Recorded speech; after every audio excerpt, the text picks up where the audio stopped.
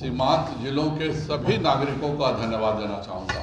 एक पूरी साजिश रची गई थी, जानबूझ करके 1.5 घंटे पहले ही मुख्य रास्ते बंद कर दिए गए कि नहीं, माननीय गृह मंत्री जी का आगमन हो गया है और आप सब गाड़ियां नहीं जाएंगी। बार बार कहने के बावजूद, मंच से कहने के बावजूद हमारी बसों को रोका गया और उसके बाद भी स्टेडियम जिसकी क्षमता 1.25 से 1.5 लाख की थी वह पूरा भरा हुआ था। उसके बाहर भी लोग खड़े हुए थे और हजारों लोग नहीं घुस पाए। मैं सीमांत जिले के सभी नागरिकों का धन्यवाद देता हूं। मैं माननीय गृह मंत्री जी का बहुत आभार व्यक्त करता हूं कि उन्होंने उस सीमांत जिलों की समस्याओं के बारे में न केवल जनता को संबोधित किया बल्कि 2 दिन रुक करके वहाँ के कार्यकर्ताओं से मिलना, वहाँ पे ज़मीनी समस्याएं क्या हैं उन सबों की बातें करना, उन सबों के समस्याओं का बात करना। और एक बहुत पहली बार मैंने देखा कि जब हम रास्ते से गुजरते थे तो जो जनता जानती भी नहीं थी कि माननीय गृह मंत्री जी का कारवां गुजरने जा रहा है, बैरिकेड लगा हुआ रहता था, वो जनता स्वतः स्फूर्त अमित शाह जी की जिस प्रकार से उल्लासित हो करके उनके जय जयकार कर रही थी, यह बताता है कि माननीय नरेंद्र भाई मोदी जी के प्रति, माननीय अमित शाह जी के प्रति इस देश में क्या भावना है।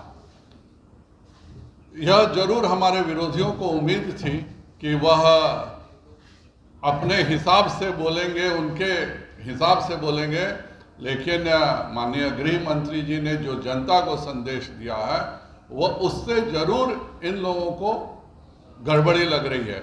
और मैं माननीय राष्ट्रीय अध्यक्ष ललन सिंह जी से भी कहना चाहूँगा, वह कहते हैं कि अमित शाह जी आए और रात में घूमें, वह रात में आएंगे ही, नालंदा में भी घूमेंगे, कोई हमें दिक्कत नहीं है, लेकिन कम से कम माननीय मुख्यमंत्री जी को तो कहिए कि वह कहीं रात में घूमने की जरूरत नहीं है, वह अपने जनता दरबार में तो जनता से मिले।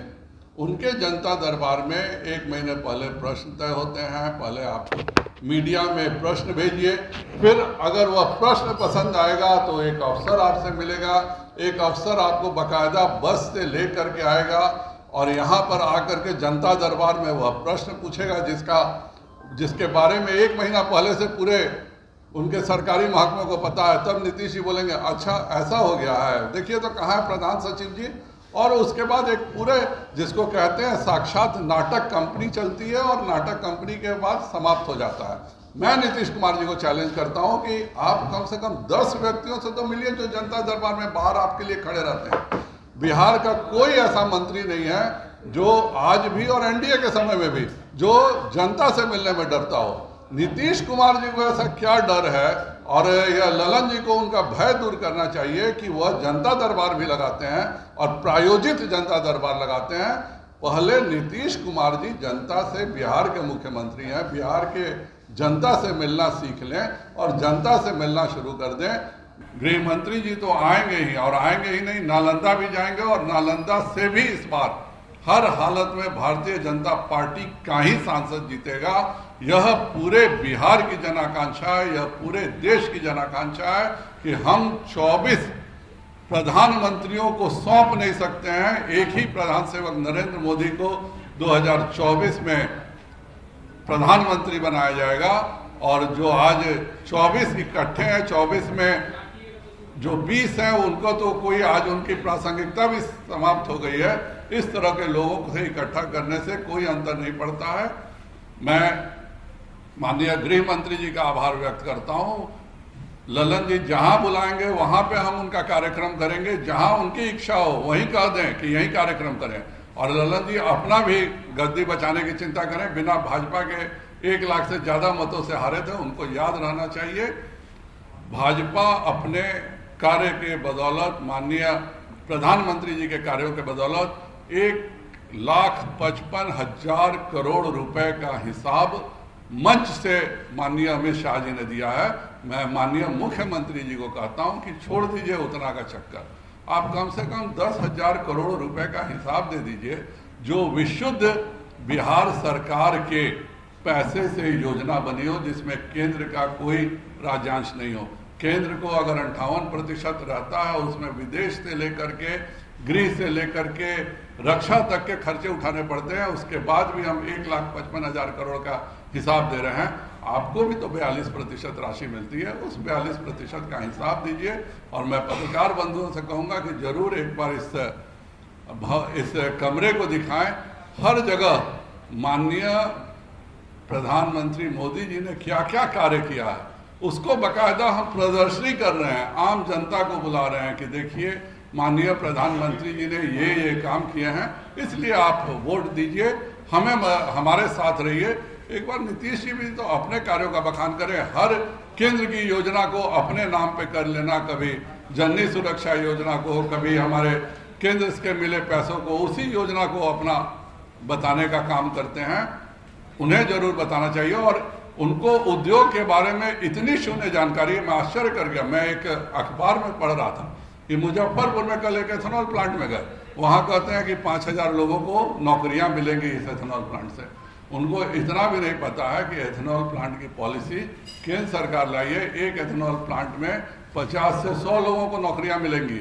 लेकिन एथेनॉल प्लांट खुलने से फायदा ये हुआ है कि जिस मक्के का रेट किसानों को 1,400 रुपये मिलता था, आज वही मक्का 2,300 के रेट में बिहार के किसानों को मिल रहा है।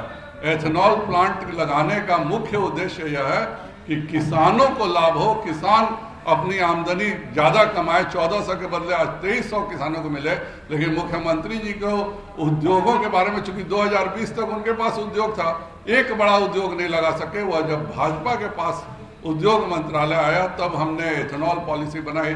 उन्होंने बियाडा का रेट ऐसा रख दिया था 7 करोड़ रुपए सहरसा में प्रति एकड़ जमीन। कौन जाके फैक्ट्री लगाएगा? हम लोगों ने उसको कम करने का काम किया। हमारे मंत्री जीवेश मिश्रा जी ने 24 घंटे में श्रम का सर्टिफिकेट दे देते थे कि किसी फैक्ट्री को दिक्कत नहीं हो। हमारे मंत्री नीरज सिंह बबलू जी पर्यावरण का सर्टिफिकेट तुरंत दे देते थे कि किसी को फैक्ट्री लगाने में दिक्कत नहीं हो। और वही जो उद्योग लग रहे हैं तो आज घूम रहे हैं, नहीं कम से कम घूम रहे हैं तो अच्छी बात है।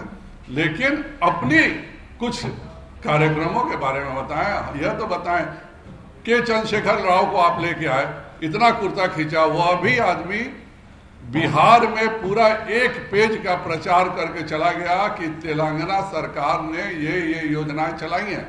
कभी नीतीश जी तो बताएं कि बिहार सरकार की अपनी कौन सी योजना है। जितनी योजनाओं में केंद्र के पैसे मिलते हैं उसको अपनी योजना कहने का काम करते हैं। बिहार में की जनता उनका छद्म रूप जान चुकी है। और 2024 में बिहार में मैं तो 35 सीटें सोचता था। परसों जो जनता का उत्साह देखा पूर्णिया में, मुझे विश्वास है कि पिछले बार के 39/40 सीट का रिकॉर्ड भी 2024 में टूटेगा। नीरज कुमार ने कल कहा है कि जो विश्वविद्यालय है वो और पूर्णिया एयरपोर्ट को लेकर के अमित शाह ने छूट हुआ है। वह कृपया कर जाएं। पूर्णिया एयरपोर्ट में 2 एयर स्ट्रिप बन गया है। इनका काम है केवल जमीन दे देना, वह भी जमीन यह नहीं दे पा रहे हैं, इसलिए पूर्णिया एयरपोर्ट चालू नहीं हो रहा है। पटना में भी 2 एयर स्ट्रिप नहीं है। आप खुद जाइए पूर्णिया में जाके देखिए कि केंद्र सरकार ने 2 एयर स्ट्रिप तैयार कर चुके हैं।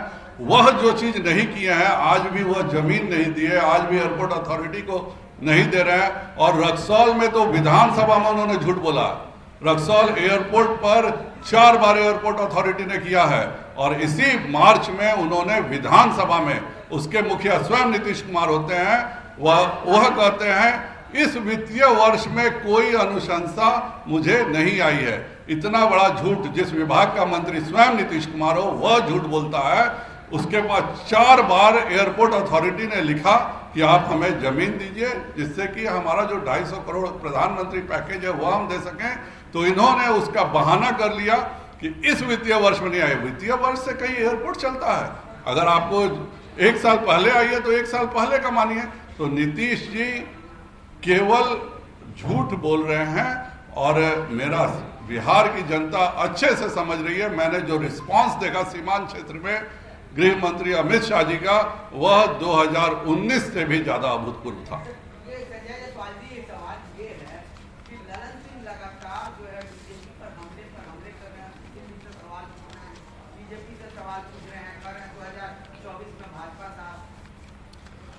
वह एक बार 2014 में लड़े थे और जो उनका हश्र होगा, मुझे तो यही डर लगता है कि कहीं ऐसा नहीं हो कि डर के मारे मुंगेर से भाग के कहीं और शरण ले लें। उन्हीं से पूछिए कि वो अपना क्षेत्र से लड़ेंगे ना, नहीं तो कोई जरूरी नहीं है कि कब वो कहाँ भाग जाएं, वो अभी पता नहीं चलेगा उनका। और भाजपा सभी सीटों पे जीतेगी। वो जहां बोले वो पहले अपने मुख्यमंत्री को जनता दरबार में आम जनता से मिलाना शुरू कर दें। बिहार की जनता पर यह सबसे बड़ा एहसान होगा। हरियाणा में अभी विपक्षी दल एक साथ में है, ममता बनर्जी गायब है, अखिलेश यादव गायब है, कई ऐसे नेता जो है गायब है, लेकिन नीतीश और तेजस्वी यादव। देखिए, जितने एक हमारे मेडिकल साइंस में वर्ड है एक्सपायरी माल, जिनको जनता ने रिजेक्ट कर दिया है, वह सारे लोग वहां पे मौजूद हैं। नीतीश जी, उस पर हुआ क्या, हम गठबंधन में साथ लड़ रहे थे, हमने नरेंद्र मोदी जी के नाम पे वोट मांगा तो हम 74 सीट जीते। जनता दल यूनाइटेड के जो कैंडिडेट थे वह गलती यह करते थे कि वह नरेंद्र मोदी जी के साथ नीतीश जी के भी नाम से वोट मांगने लगते थे, और जैसे नीतीश जी के नाम से वोट मांगते थे, इसके कारण उनको 43 सीटें आई हैं। यही सच है। एक सवाल है, ये नीतीश कुमार और आपको लालू यादव जो है वो आज सोनिया गांधी से मिल रहे हैं, तो क्या लग रहा है कि कहीं ना कहीं नीतीश कुमार जो है लालू यादव जो है नीतीश कुमार को विरोध बना रहे हैं? ऐसा नहीं है। नीतीश जी की अपनी कोई पहचान दिल्ली में बेचारे की है नहीं है। अगर लालू जी साथ में नहीं रहते तो सोनिया जी उनको 1 साल तक भी मिलने का समय नहीं देती। इसलिए, और लालू जी की भी मजबूरी है कि उनका अपना बेटा को मुख्यमंत्री बनाना है, तो इसलिए आश्रम भेजना है नीतीश जी को। तो आश्रम भेजने से पहले जहाँ जहाँ नीतीश जी घूमना चाह रहे हैं, लालू जी घुमा दे रहे हैं, क्योंकि उसके बाद जब आश्रम में नीतीश जी चले जाएंगे तो बेचारे घूम भी तो नहीं पाएंगे।